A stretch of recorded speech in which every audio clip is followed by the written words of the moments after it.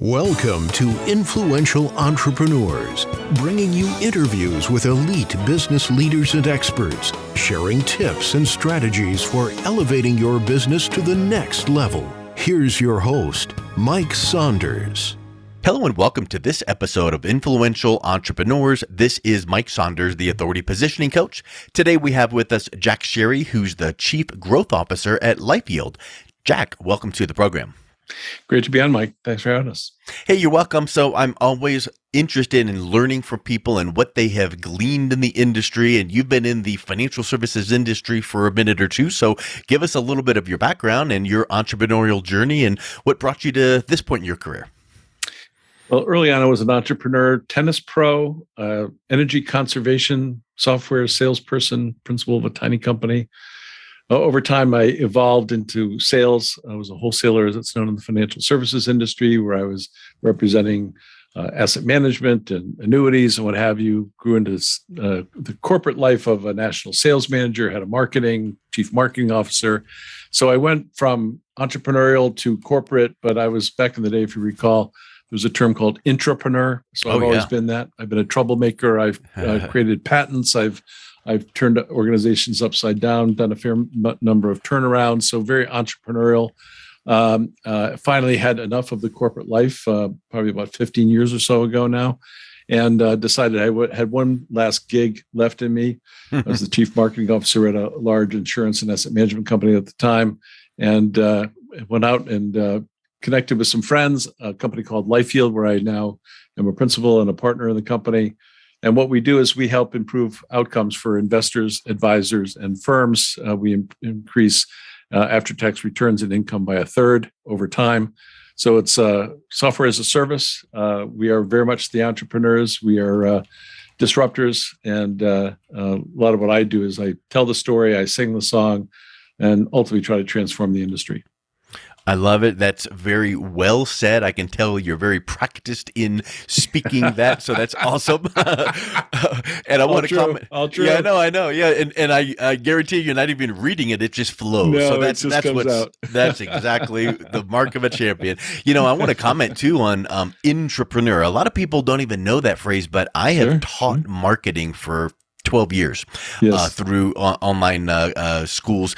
And I actually taught a class several times over the last few years called intrapreneurship. And it is such a huge skill that I think, you get a lot of employees that are like, give me a raise. And when you give me a raise, I'll do better for you. No, it's backwards. You need to be that force to be reckoned with so that you're like an obvious choice, like we must give this person a raise. And being creative and entrepreneurial all within the confines of an organization, that just really elevates your status. So I think that is just spectacular. And it's a mindset. It's a giving of value. Totally. It's giving more. So that's just so huge. So I can tell that since that is how you're wired, then that's the value you provide to your enterprise clients with your product LifeYield. So let's merge into that. What exactly is LifeYield and how you serve your clients? Yeah, let me touch on, because I'm going to complete the thought on the entrepreneurship, which you highlighted. Early on, I really was in a startup turnaround situation where the company I was with at the time, Phoenix Investment Partners, had $16 billion in assets on the way to zero. We were in a downward spiral. I was brought in from Putnam, one of the large asset managers at the time. And what we did is we built and bought a variety of asset managements, created a collection of boutiques, asset managers, really changed the industry. And that's my favorite thing to do, is change an industry, especially one like the one I'm in that needs to be changed. We'll talk some more about that in a sec. But what I did with the employees there, what I do with my clients, what I do with colleagues now, is I'm always trying to add value to every conversation, to listen well to what they do. Another side note, Mike, I don't think I mentioned, I wrote a book on listening and storytelling for another time and another podcast. But by listening well to what your client, what your constituent, what your colleague is trying to achieve and helping them achieve that, I never have to incent anyone. Yeah, we have the money out there. We've got all the opportunities in terms of advancement out there. Very much want to have that there, but how you achieve that, how you move forward, is by showing them the way and having them really embrace that. And that's really what we did way back when. And what we're doing at LifeYield, our clients are really the name brand firms of the financial services industry. So that includes Merrill and Morgan Stanley, J.P. Morgan, includes Ameriprise, includes a lot of big firms, and we also work with a lot of fintechs as partners. But essentially, what LifeYield does is we help the investor. Ultimately, we do it through advisors and through firms. So we're only available as an enterprise purchase. We are on the desktop of the advisor, and we help pull together the full household portfolio, and we improve outcomes through tax optimization by 1/3. And that's a study that was done independently by Ernst & Young. EY did the study about a number of years ago, and basically found by coordinating all of the different assets, holdings, accounts in a household, you can improve outcomes significantly. And so that requires a lot of work on the part of the buyer, namely the firm, and we work closely with them to integrate it so it's fully enmeshed in what they do and how they do it. But it's a win for all. The client wins in a big way, the advisor wins with more assets, and ultimately the firms have more net new assets, more money flowing to their firm. I love that explanation, and it makes me think of a question. Sure. Because I think statistically, if you have advisor A that works for, firm A, they have a client and they might manage whatever they were managing, but it's statistically not all the money that family has. True. So what you're saying is by bringing all of this in together and maybe having a software printout that says, hey, here's what we're managing. Now, what else do you have? What else do you have? If we had everything and if we could integrate it in together and achieve this, wow, look at that. Now, we can't give you this return because we don't have this piece and this piece. So talk a little bit about how your software shows the transformation, the increase of returns by 1/3, and then how that kind of naturally attracts the families to go, well, if that's the case, we need to move our other, pieces from these other, miscellaneous, vendors over to you guys. Yeah. So our firm is about almost 15 years old. So we've been at this for a while. We were the first on the street with it. And I remember I was on the advisory board. I hadn't quite joined the firm at that point. And I brought them in to some old friends at what was then Smith Barney. It was part of Citigroup, Citibank. And we talked about what you just described very well. We described what we were up to. The software was in motion, hadn't been completed yet, but it was on its way. And the people who were in charge, old friends of mine in the business, senior execs at Citi at the time, said, this is great. It's the future. Just don't tell our advisors because we can't get to it. We're busy with a merger. We're not going to get to this thing for years. So that's how it started. 8 years later, we finally sold what is now Morgan Stanley. There's lots of combinations over time. Mm-hmm. And then in 2018, Andy Saperstein, now the co-president of the business of Morgan Stanley, made a statement in Barron's. He said, "We have half of our clients' assets, and our growth strategy is to get the other half." And how they decided to get that other half of the assets, and this is true, by the way, of all firms. Morgan Stanley is not alone. Most firms have about half the assets. Most advisors have half of the full what they might have. What they went about doing is collected a bunch of software, integrated it, coordinated it, make it all work together. We're central to what they're doing, because ultimately you have to combine all the accounts to get at that tax alpha that I just described in terms of that improved outcome. And so they went about that starting in 2018.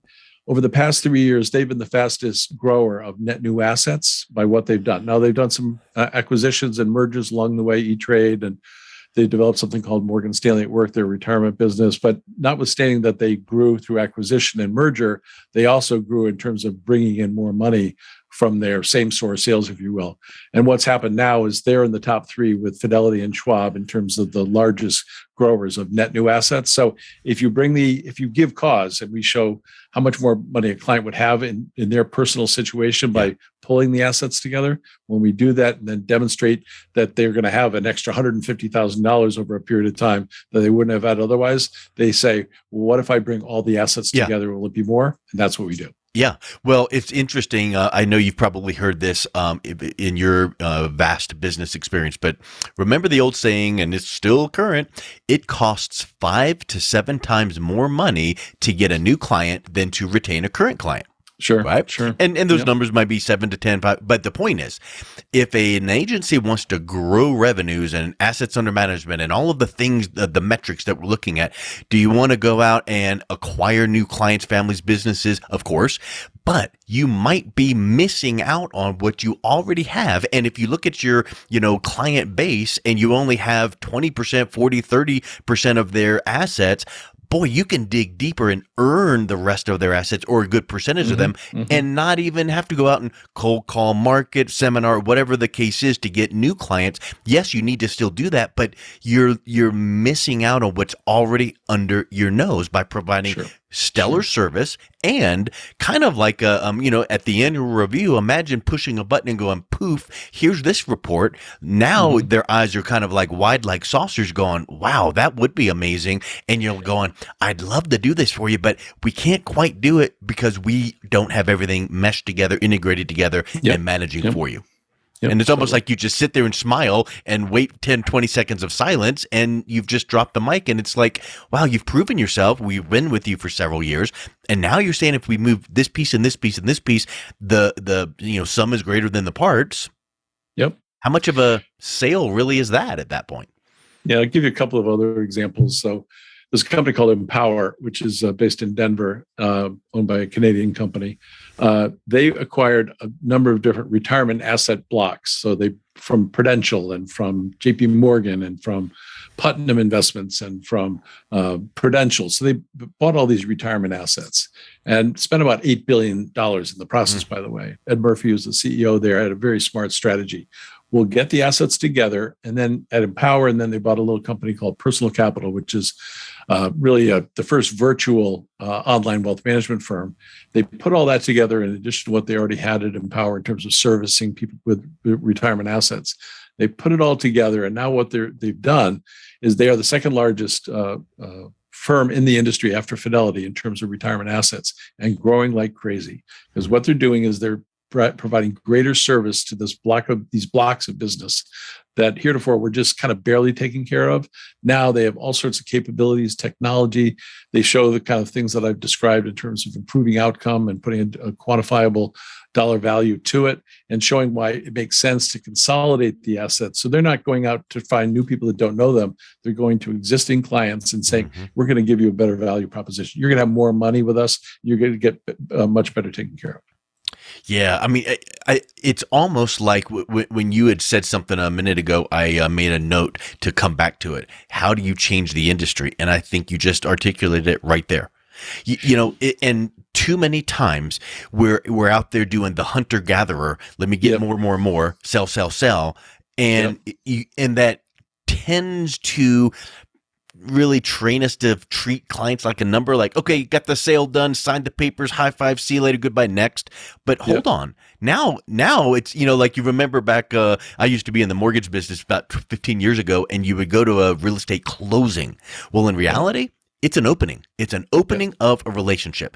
Yes. So the mindset shift of starting that relationship with that couple, so here's your software providing large enterprise clients the ability for agencies to provide their producers with this power to sit down and go, we need to show you some amazing things. And the problem is they're always out there trying to get the next client, and maybe possibly their current clients are like, oh, well, okay, I guess you really don't care about me. So yeah, I'm going to keep my other accounts with these people. So I think this is such a neat way to fill in the gaps and keeping things from falling through the cracks, plugging up the holes in the bucket is those proverbial things. So talk a little bit about what's next. I mean, like, this is a spectacular, solution. Is your then mission to kind of keep banging that drum to change the industry by providing this, or what do you see in the upcoming years to come for LifeYield?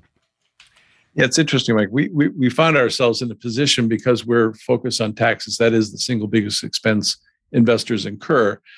And in order to manage that and reduce the tax burden and have more money as a result, there's 9 different ways to achieve tax alpha. And in other words, improve that outcome, but it's complicated. It's hard to explain. A lot of my role, frankly, is to make sense of what we're talking about here. So what we're doing now is we're working with those firms. And I mentioned Empower, I mentioned Morgan Stanley, there are many more. that we're working with to help connect the dots as we talk about it, where they're taking their retirement business, their 401k business, they're marrying it up to their wealth management business. So we're working with firms. Morgan Stanley is a good example where they have E-Trade, which caters to a younger, affluent client, but on the rise, will have more money over time and more complexity. And they have a 401k business where they work with a variety of different folks on that side. Mm-hmm. So it's a starting point, typically younger, although you have the full range of employees that might be participating in a 401k program, but you get them started early. And what they're ultimately looking to do, and we enable this because we can quantify the benefit of the tax alpha that we generate, we can show that by consolidating the assets, whether you're a 401k participant or you're an E-Trade client, or you might be working with a Eaton Vance Parametric, another firm they bought, an asset manager, however you come at them, we can show you the benefit of putting the assets together. So now we're working with literally every firm in the industry on this topic. It's frankly long and arduous because it's very complex. The systems weren't built to work together, to coordinate, to fully integrate. And that's where we spend our time. So what's next for us basically is we're doing this. We've had a number of announcements recently. We have many more in the queue, but it's really about bringing it together. And then frankly, operationalizing takes time as well. So, And there's training and there's culture and there's all sorts of stuff that goes with it. So this really is a transformation for the industry. And again, as I said earlier, it's beneficial to everyone in the value chain. It's beneficial to the consumer, beneficial to the advisor, and beneficial to the firm. And when you can start quantifying those things of the third increase to the agency, to the enterprise client, whatever your price point is, they're like, drop in the bucket, let's go, because it's interesting. What it costs for us, we pay, and that we did a study this a number of years ago. We did a study.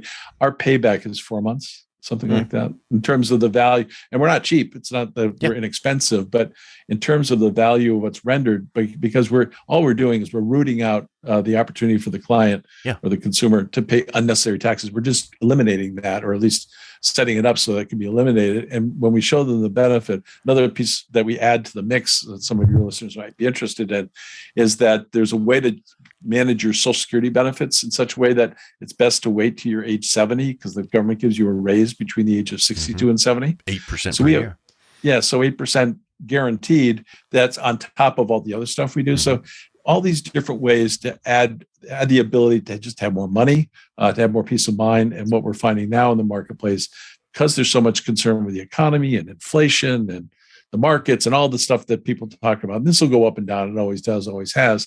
But the point is that they want to have a greater assurance, because we have something like 12,000 people retiring every day currently, and it's at a record level. And these folks they know they can't go back. So they want to make sure they make the most of it. So in terms of what's next, it's really making what we do available and work with our partners across the industry to help transform how business is done.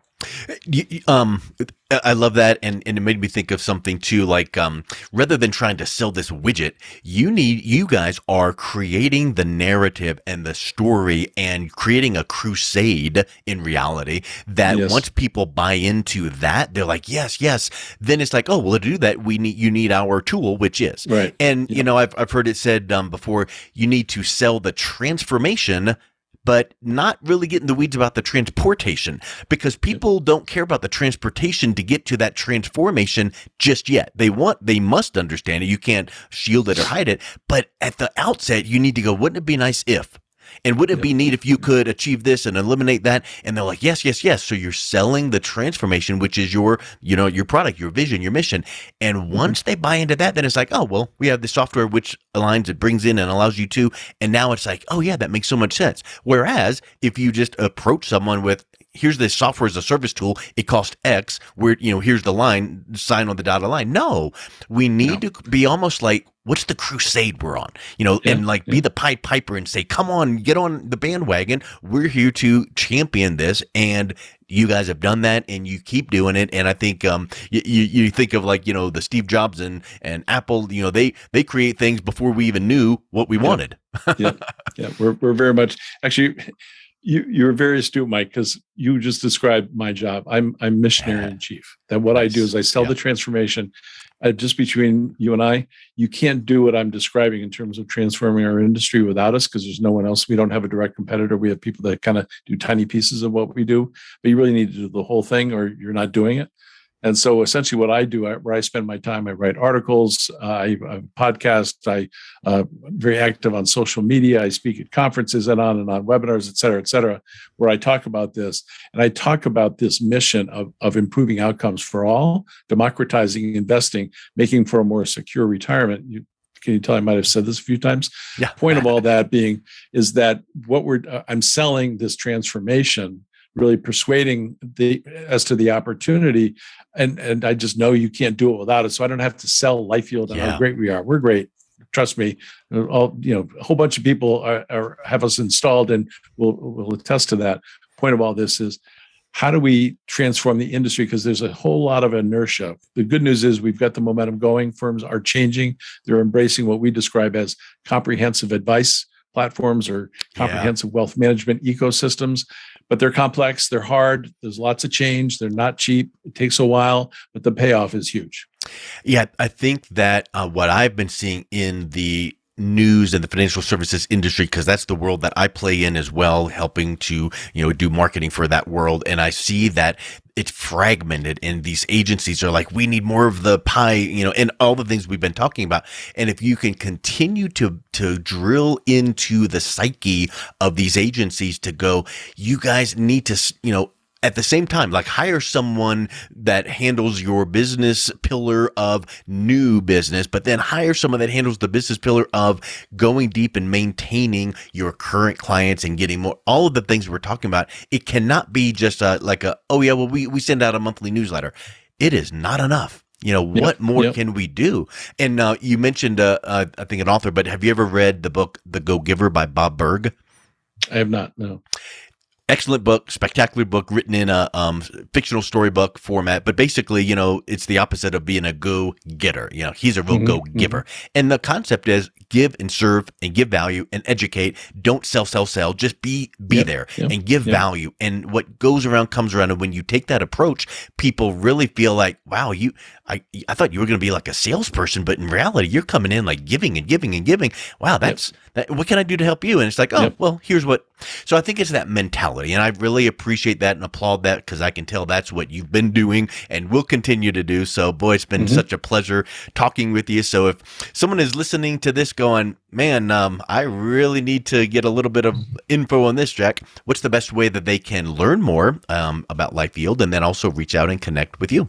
Sure. LifeYield.com is the best place to go. It's all there.